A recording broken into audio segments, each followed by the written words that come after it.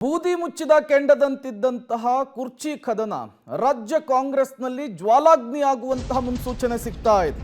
ಒಬ್ಬರಾದ ಮೇಲೆ ಒಬ್ಬರು ಇದೇ ವಿಚಾರಕ್ಕೆ ಸಂಬಂಧಪಟ್ಟಂತೆ ಮಾತನಾಡ್ತಾ ಇದ್ದಾರೆ. ಈ ಮೂಲಕ ಕಾಂಗ್ರೆಸ್ನಲ್ಲಿ ತಾರಕಕ್ಕೇರಿದೆ ಕುರ್ಚಿ ಕದನ. ಡಿಸಿಎಂ ಮಾತಿಗೂ ಕೂಡ ಸಚಿವರು ಡೋಂಟ್ ಕೇರ್ ಅಂತ ಹೇಳ್ತಿದ್ದಾರೆ.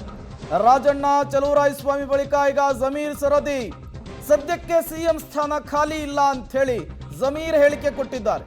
ಸ್ವಾಮೀಜಿ ಅಭಿಪ್ರಾಯ ತಪ್ಪು ಅನ್ನೋದಕ್ಕಾಗಲ್ಲ. ಒಕ್ಕಲಿಗರು, ಲಿಂಗಾಯತರು, ದಲಿತರು ಕೂಡ ಸಿಎಂ ಡಿಸಿಎಂ ಹುದ್ದೆಯನ್ನ ಕೇಳ್ತಿದ್ದಾರೆ. ಹೈಕಮಾಂಡ್ ಹಾಕಿದಂತಹ ಗೆರೆಯನ್ನ ನಾವ್ಯಾರು ದಾಟೋದಿಲ್ಲ ಅಂಥೇಳಿ ಸಿದ್ದರಾಮಯ್ಯನವರ ಆಪ್ತ ಬಣದಲ್ಲಿ ಗುರುತಿಸಿಕೊಂಡಿರುವ ಸಚಿವರು ಆಗಿರುವಂತಹ ಬಿಜೆಡ್ ಜಮೀರ್ ಅಹಮದ್ ಖಾನ್ ಹೇಳಿಕೆಯನ್ನು ಕೊಟ್ಟಿದ್ದಾರೆ.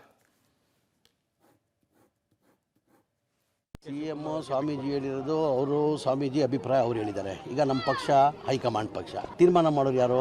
ಹೈಕಮಾಂಡ್ ತೀರ್ಮಾನ. ಈಗ ಸಿಎಂ ಕುರ್ಚಿದಲ್ಲಿ ಮನೆ ಸಿದ್ದರಾಮಯ್ಯ ಅವರು ಕೂತಿದ್ದಾರೆ, ಖಾಲಿಯಲ್ಲಿದೆ. ಈಗ ಚರ್ಚೆ ಮಾಡೋಕ್ಕೆ ಖಾಲಿ ಇರ್ಬೇಕು ತಾನೆ, ಖಾಲಿನೇ ಇಲ್ಲ. ಅವ್ರು ಹೇಳಿದ್ದು ಅವ್ರ ಅಭಿಪ್ರಾಯ ಹೇಳಿದ್ರಲ್ಲಿ ತಪ್ಪೇನಿಲ್ಲ. ಈಗ ಆಲ್ರೆಡಿ ಹೈಕಮಾಂಡ್ ಪಕ್ಷ ತೀರ್ಮಾನ ಮಾಡಿ ಸಿದ್ದರಾಮಯ್ಯ ಅವ್ರನ್ನ ಮುಖ್ಯಮಂತ್ರಿ ಮಾಡಿದ್ದಾರೆ. ಈಗ ಸಿದ್ದರಾಮಯ್ಯ ಅವರು ಇದ್ದಾರೆ, ಈಗ ಕುರ್ಚಿ ಖಾಲಿ ಇಲ್ಲ ಮುಖ್ಯಮಂತ್ರಿದ್ದು. ಇದೆಲ್ಲ ಚರ್ಚೆ ಮಾಡೋದು ಅಗತ್ಯನೇ ಇಲ್ಲ. ಈಗ ನಾವು ಅಲ್ಪಸಂಖ್ಯಾತರಿಗೆ ಮಾಡಿ ಅಂತ ಕೇಳೋರೆ, ಎಸ್ ಟಿ ಸಮಾಜದವ್ರು ಕೇಳ್ತವ್ರೆ, ಲಿಂಗಾಯತ ಸಮಾಜದವ್ರು ಕೇಳ್ತಾವ್ರೆ. ಈಗ ಕೇಳೋದ್ರಲ್ಲಿ ತಪ್ಪೇನಿದೆ? ಮತ್ತೆ ತೀರ್ಮಾನ ಮಾಡೋರು ಯಾರು? ಹೈಕಮಾಂಡ್ ತಾನೆ, ಹೈಕಮಾಂಡ್ ತೀರ್ಮಾನ ಮಾಡಬೇಕಾಗಿದೆ. ಸಿಎಂ ಸ್ವಾಮೀಜಿ ಹೇಳಿರೋದು ಅವರು ಸ್ವಾಮೀಜಿ ಅಭಿಪ್ರಾಯ ಅವ್ರು ಹೇಳಿದ್ದಾರೆ. ಈಗ ನಮ್ಮ ಪಕ್ಷ ಹೈಕಮಾಂಡ್ ಪಕ್ಷ, ತೀರ್ಮಾನ ಮಾಡೋರು ಯಾರು? ಹೈಕಮಾಂಡ್ ತೀರ್ಮಾನ. ಈಗ ಸಿಎಂ ಕುರ್ಚಿದಲ್ಲಿ ಮನೆ ಸಿದ್ದರಾಮಯ್ಯ ಅವರು ಕೂತಿದ್ದಾರೆ, ಖಾಲಿಯಲ್ಲಿದೆ. ಈಗ ಚರ್ಚೆ ಮಾಡೋಕ್ಕೆ ಖಾಲಿ ಇರ್ಬೇಕು ತಾನೆ, ಖಾಲಿನೇ ಇಲ್ಲ. ಅವ್ರು ಹೇಳಿದ್ದು ಅವ್ರ ಅಭಿಪ್ರಾಯ ಹೇಳಿದ್ರಲ್ಲಿ ತಪ್ಪೇನಿಲ್ಲ. ಈಗ ಆಲ್ರೆಡಿ ಹೈಕಮಾಂಡ್ ಪಕ್ಷ ತೀರ್ಮಾನ ಮಾಡಿ ಸಿದ್ದರಾಮಯ್ಯ ಅವ್ರನ್ನ ಮುಖ್ಯಮಂತ್ರಿ ಮಾಡಿ.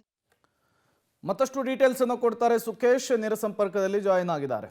ಸುಖೇಶ್, ರಾಜ್ಯ ಕೈಮನೆಯಲ್ಲಿ ಕುರ್ಚಿ ಕದನ ದಿನದಿಂದ ದಿನಕ್ಕೆ ಜೋರಾಗ್ತಾ ಇದೆ. ಇದನ್ನ ಸಾಲ್ವ್ ಮಾಡಬೇಕಾದಂತಹ ಹೈಕಮಾಂಡ್ ದಿವ್ಯ ಮೌನಕ್ಕೆ ಶರಣಾದ ರೀತಿಯಲ್ಲಿ ಕಾಣಿಸ್ತಾ ಇದೆ. ಈ ಬೆಳವಣಿಗೆಗಳು ಎಲ್ಲಿಗೆ ಹೋಗಿ ತಲುಪಬಹುದು? ಎಲ್ಲದಕ್ಕಿಂತ ಮುಖ್ಯವಾಗಿ ಯಾಕಾಗಿ ಈ ಕುರ್ಚಿ ವಿಚಾರಕ್ಕೆ ಈಗಲೇ ಕದನ ಶುರುವಾಗಿದೆ ಕೈಮನೆಯಲ್ಲಿ ಅಂತ ಹೇಳಿ ಸುಖೇಶ್. ಒಂದು ಸ್ಪಷ್ಟ ಪ್ರೇಮ, ಈ ಬೆಳವಣಿಗೆ ಆದ ನಂತರದಲ್ಲಿ ಹೈಕಮಾಂಡ್ ಅಂಗಳಕ್ಕೆ ದೂರ ಹೋಗಿದೆ. ಒಂದು ಕಡೆ ಸಿದ್ದರಾಮಯ್ಯವರು ಕೂಡ ಎಐಸಿಸಿ ಅಧ್ಯಕ್ಷನ ಭೇಟಿಯಾಗಿದ್ದಾರೆ, ಮತ್ತೊಂದು ಕಡೆ ಡಿಸಿಎಂ ಡಿ ಕೆ ಶಿವಕುಮಾರ್ ಕೂಡ ಎಐಸಿಸಿ ಅಧ್ಯಕ್ಷನ ಭೇಟಿಯಾಗಿದ್ದಾರೆ. ಒಂದಷ್ಟು ಸೂಚನೆಗಳು ಸ್ಪಷ್ಟವಾಗಿ ಬಂದಿದೆ. ಆ ಸೂಚನೆ ಬಹಿರಂಗವಾಗಿ ಸಚಿವರು ಮತ್ತು ಶಾಸಕರುಗಳಿಗೆ ಇನ್ನೂ ತಲುಪಿಲ್ವಾ ಅನ್ನುವಂಥದ್ದು ಪ್ರಶ್ನೆ. ಯಾಕಂದರೆ ಅದನ್ನು ಬಹಿರಂಗವಾಗಿ ತಲುಪಿಸ್ತಾರಾ ಅಥವಾ ವೈಯಕ್ತಿಕವಾಗಿ ತಿಳಿಸ್ತಾರಾ ಅಥವಾ ಈ ಸಂಬಂಧ ಏನಾದರೂ ಸಭೆ ಕರೀತಾರಾ ಅನ್ನುವಂಥದ್ದು ಕೂಡ ಪ್ರಶ್ನೆ ಇರುವಂಥದ್ದು. ಆದರೆ ಒಂದು ಹಂತದಲ್ಲಿ KPCC ಅಧ್ಯಕ್ಷ ಸೂಚನೆಯನ್ನು ಕೊಟ್ಟ ಹೊರತಾಗಿಯೂ ಕೂಡ ಸಚಿವರುಗಳ ಮಾತುಗಳಂತೂ ನಿಂತಿಲ್ಲ.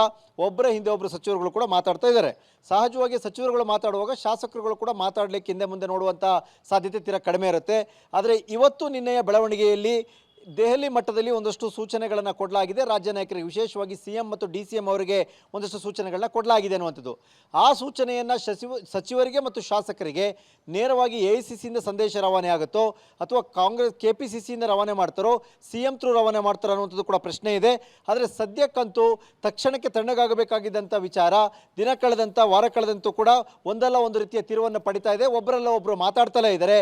ಹಾಗಾಗಿ ಇದು ಸದ್ಯಕ್ಕೆ ನಿಲ್ಲುತ್ತಾ ಅಥವಾ ಯಾವುದಾದ್ರು ಒಂದು ಕ್ರಮ ಅಥವಾ ತಲೆದಂಡದ ನಂತರವೇ ತಣ್ಣಗಾಗುತ್ತಾ ಅನ್ನುವಂಥ ಪ್ರಶ್ನೆಯನ್ನಂತೂ ಹುಟ್ಟಾಕಿರುವಂಥದ್ದು ಸತ್ಯ. ಪ್ರೇಮ್. ಓಕೆ ಸುಖೇಶ್, ಹಾಗೆ ಸಂಪರ್ಕದಲ್ಲಿರಿ, ಮತ್ತಷ್ಟು ಡೀಟೇಲ್ಸ್ ಅನ್ನು ನಿಮ್ಮಿಂದ ಪಡಿತಾ ಹೋಗ್ತೀನಿ.